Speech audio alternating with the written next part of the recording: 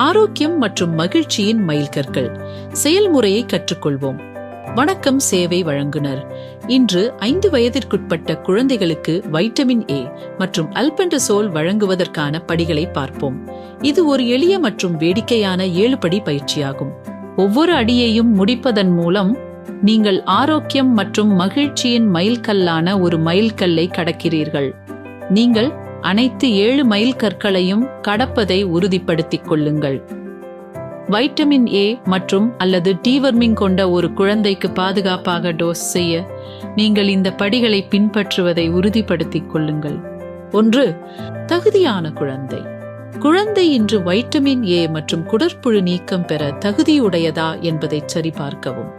குழந்தையின் MCP அட்டையை கேட்டு அவர்களின் வயது 6 மாதங்கள் முதல் 5 ஆண்டுகள் வரை உள்ளதா என்பதை சரிபார்க்கவும். பராமரிப்பாளரிடம் வைட்டமின் ஏ மற்றும் அல்பெண்டசோல் கடைசி டோஸ் எப்போது வழங்கப்பட்டது என்று கேளுங்கள். குழந்தையின் சுகாதார அட்டையில் உள்ள பதிலை குறுக்கு சரிபார்க்கவும். டோஸ் செய்த நாளில் குழந்தைக்கு ஏதேனும் வாந்தி, காய்ச்சல், வயிற்றுப்போக்கு அல்லது சுவாசிப்பதில் ஏதேனும் சிரமம் இருக்கிறதா என்று சரிபார்க்கவும். குழந்தையை கவனித்து சுவாசம் இயல்பாக இருக்கிறதா என்று சரிபார்க்கவும். 2. சுத்தமான கைகள். வைட்டமின் ஏ மற்றும் அல்பெண்டசோல் கொடுப்பதற்கு முன் நோய் தொற்றுகள் பரவுவதை தடுக்க உங்கள் கைகளை சுத்தம் செய்யுங்கள். 3. டோஸ் தேர்வு. குழந்தையின் வயதின் அடிப்படையில் வைட்டமின் ஏ இன் வயதுக்கு ஏற்ற அளவை தேர்ந்தெடுக்கவும். உதாரணமாக, குழந்தைக்கு 8 மாத வயதாக இருந்தால் அவருக்கு நீல நிற வைட்டமின் ஏ காப்சியூல் மட்டுமே கிடைக்கும்.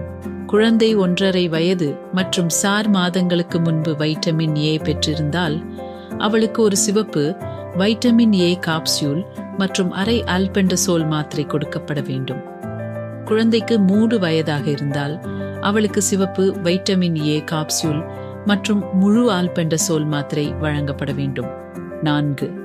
குழந்தையை நிலைநிறுத்துதல். பராமரிப்பாளரிடம் குழந்தையின் தலையின் பின்புறத்தை பிடித்துக் கொள்ளச் சொல்லி வாய் திறந்திருப்பதையும் குழந்தை அமைதியாக இருப்பதையும் உறுதிப்படுத்திக் கொள்ளுங்கள். 5. வைட்டமின் ஏ காப்சியூலுக்கான அளவு. ஜே காப்சியூலின் முனையை வெட்ட சுத்தமான கத்தரிக்கோலை பயன்படுத்தவும். காப்சியூல்களில் இருந்து எண்ணெயை குழந்தையின் வாயில் ஊற்றி குழந்தை எண்ணெயை விழுங்கிவிட்டது மற்றும் நன்றாக உள்ளது என்பதை உறுதிப்படுத்திக் கொள்ளுங்கள். 6. கழற்றி சுத்தம் செய்யுங்கள். வெற்று காப்சியூலை குப்பை தொட்டியில் கொட்டவும். உங்கள் கைகளிலும் கத்தரிக்கோலிலும் உள்ள அதிகப்படியான எண்ணெயை சுத்தம் செய்யுங்கள். 5. குடற்புழு நீக்கத்திற்கான அளவீடு. அல்பெண்டசோல் மாத்திரைகள் மூலம் குடற்புழு நீக்குவதற்கு ஒரு சுத்தமான வெள்ளை காகிதத்தை சதுர வடிவத்தில் பயன்படுத்தி அதை மையத்திலிருந்து மடியுங்கள். டேப்லெட்டை உள்ளே வைத்து டேப்லெட்டை நசுக்க ஒரு பாட்டிலை பயன்படுத்தவும். நுறுக்கப்பட்ட அல்பெண்டசோல் பொடியை பேப்பர் புனலை பயன்படுத்தி குழந்தையின் வாயில் மெதுவாக வைத்து பொடியை மென்று சாப்பிடச் சொல்லுங்கள். நுறுக்கப்பட்ட அல்பெண்டசோலை குழந்தை விழுங்கிவிட்டது மற்றும் நன்றாக உள்ளது என்பதை உறுதிப்படுத்திக் கொள்ளுங்கள். தேவைப்பட்டால் குழந்தைக்கு கொஞ்சம் தண்ணீர் குடிக்கச் சொல்லுங்கள். 6. நிராகரிக்கவும். வெள்ளை காகிதத்தை குப்பை தொட்டியில் தூக்கி எறியுங்கள். 7. பதிவு செய்தல். குழந்தையிடம் MCP அட்டை இருந்தால் இன்றைய தேதியை வைட்டமின் ஏ டீவர்மிங் பிரிவில் குறிப்பிடவும்.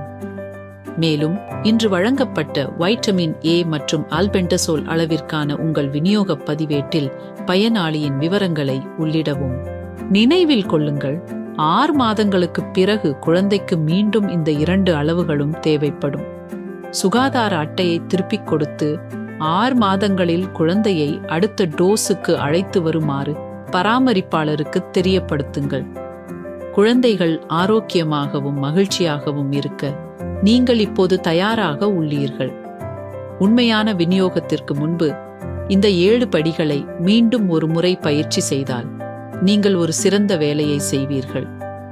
அடுத்த முறை வரும் வரை அந்த புன்னகையையும் நல்ல ஆரோக்கியத்தையும் பரப்பி வாருங்கள்.